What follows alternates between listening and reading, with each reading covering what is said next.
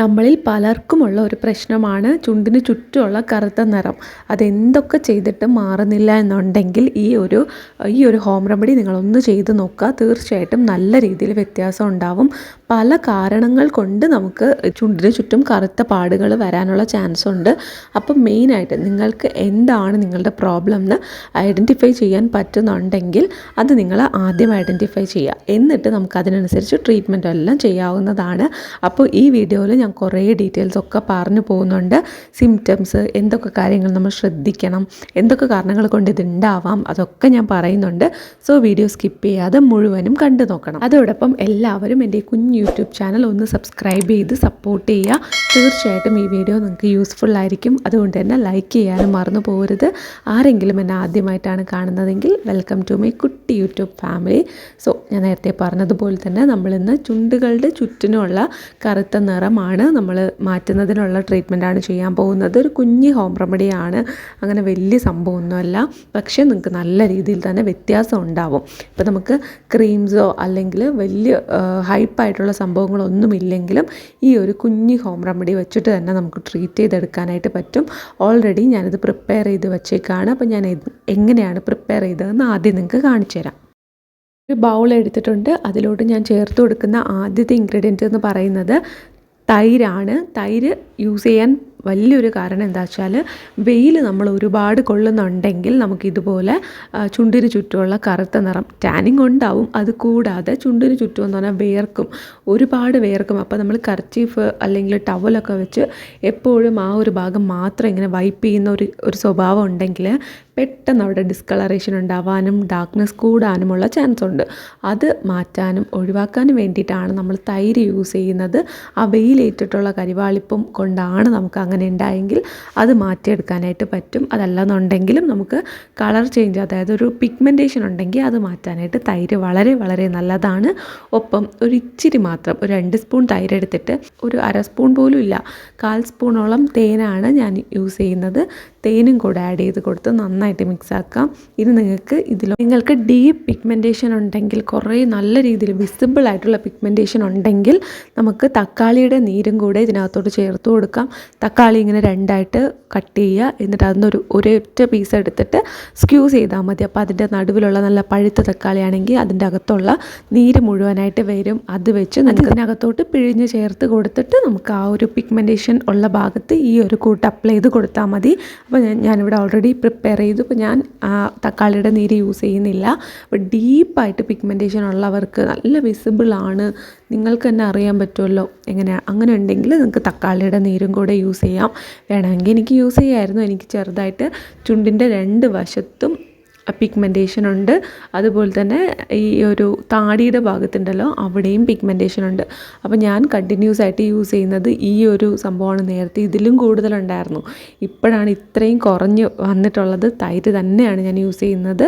തേനും കൂടെ ചേർത്ത് നല്ലൊരു മിക്സ് ആക്കിയിട്ട് ഇത് നമുക്ക് ഫേസിൽ അപ്ലൈ ചെയ്ത് കൊടുക്കാം. പിന്നെ പ്രത്യേകം ശ്രദ്ധിക്കേണ്ട ഒരു കാര്യം, തൈര് നമ്മൾ എടുക്കുമ്പോൾ അതിൻ്റെ വെള്ളമുണ്ടല്ലോ അത് കളഞ്ഞിട്ട് എത്രമാത്രം നമുക്ക് കട്ടി തൈരെടുക്കാൻ പറ്റുമോ അത്രയും കട്ടി തൈരെടുക്കുക. പറ്റുമെന്നുണ്ടെങ്കിൽ ഒരു അരിപ്പയിൽ നമ്മൾ യൂസ് ചെയ്യുന്നതിന് കുറച്ച് മുന്നേ 2 സ്പൂൺ തൈരെടുത്ത് വെച്ചേക്കുക.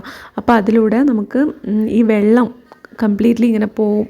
അത് കഴിഞ്ഞിട്ട് ആ കട്ടി തൈര് മാത്രം നമുക്ക് മതി അത് ഇതുപോലെ അപ്ലൈ ചെയ്ത് കൊടുക്കാനായിട്ട് പറ്റുള്ളൂ.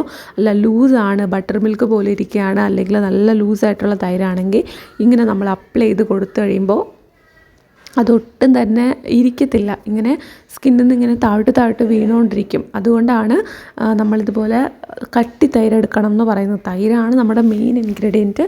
അതുകൊണ്ട് തന്നെ കട്ടി തൈര് തന്നെ എടുക്കുക. മിൽക്കി മിസ്റ്റിൻ്റെ തൈരൊക്കെയാണ് നിങ്ങൾ എടുക്കണമെന്നുണ്ടെങ്കിൽ അത് നല്ല കട്ടിയായിരിക്കും. അപ്പോൾ അതിൻ്റെ വെള്ളമൊക്കെ മാറ്റിയിട്ട്, ഏത് തൈരാണെങ്കിലും വെള്ളം മാറ്റിയിട്ട് എടുക്കുന്നതാണ് ഏറ്റവും നല്ലത്.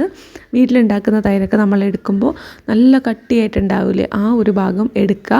അതിനകത്ത് വെള്ളം പോലെ താഴെ ഉണ്ടാവും, അത് എടുക്കുകയും ചെയ്യരുത്. എല്ലാം കൂടെ മിക്സ് ആക്കരുത്, കട്ടിയുള്ള ഭാഗം എടുത്ത് വയ്ക്കുക. ഇനി കട്ടത്തൈര് ഇല്ല എന്നുണ്ടെങ്കിൽ ഞാൻ നേരത്തെ പറഞ്ഞതുപോലെ അരിപ്പയിലാക്കി വെച്ചിരുന്നാൽ അതിൻ്റെ വെള്ളമൊക്കെ പോയിട്ട് കട്ടിയുള്ള ഭാഗം നമുക്ക് കിട്ടും. ഒരു 1/2 മണിക്കൂറൊക്കെ വെച്ചിരുന്ന് കഴിയുമ്പോൾ അങ്ങനെ നന്നായിട്ട് തന്നെ കട്ടിയുള്ള ഭാഗം കിട്ടും. ഓക്കെ, ഇനി നമുക്ക് ഇത് ഫേസിൽ ഞാൻ ഇങ്ങനെ എൻ്റെ മൂക്കിലൊക്കെ ചെറിയ കറുത്ത പാടുണ്ട്, അതുകൊണ്ടാണ് ഞാൻ മൂക്കിലൊക്കെ അപ്ലൈ ചെയ്ത് കൊടുത്തത്. അപ്പോൾ നിങ്ങൾക്ക് എവിടെയാണോ കറുത്ത പാടില്ല, ചിലർക്ക് താടിയുടെ മുകളിലോട്ടായിരിക്കും, ചെവിയുടെ ഭാഗത്തോട്ടായിരിക്കും, അങ്ങനെയാണെങ്കിൽ നിങ്ങൾ ആ ഭാഗത്തോട്ടൊക്കെ ഒന്ന് അപ്ലൈ ചെയ്ത് കൊടുക്കുക. വേറെ പാക്കൊക്കെ നിങ്ങൾ യൂസ് ചെയ്യുന്നവരാണെങ്കിൽ ആ ഒരു പാക്കൊക്കെ നിങ്ങൾ ആഴ്ചയിൽ 1-2 ദിവസമല്ലേ യൂസ് ചെയ്യുള്ളൂ. അത് കഴിഞ്ഞിട്ട് ഈ ഒരു പാക്ക് ദിവസം ഒരു നേരമെങ്കിലും നമ്മളിത് അപ്ലൈ ചെയ്ത് കൊടുക്കണം. പറ്റുന്നവരാണ്, പെട്ടെന്ന് നിങ്ങൾക്ക് റിസൾട്ട് വേണമെന്നുണ്ടെങ്കിൽ 2 നേരം നിങ്ങൾ ഈ ഒരു പാക്ക് അപ്ലൈ ചെയ്ത് കൊടുക്കുക. രാവിലെയും വൈകുന്നേരവും അപ്ലൈ ചെയ്ത് കൊടുക്കുക.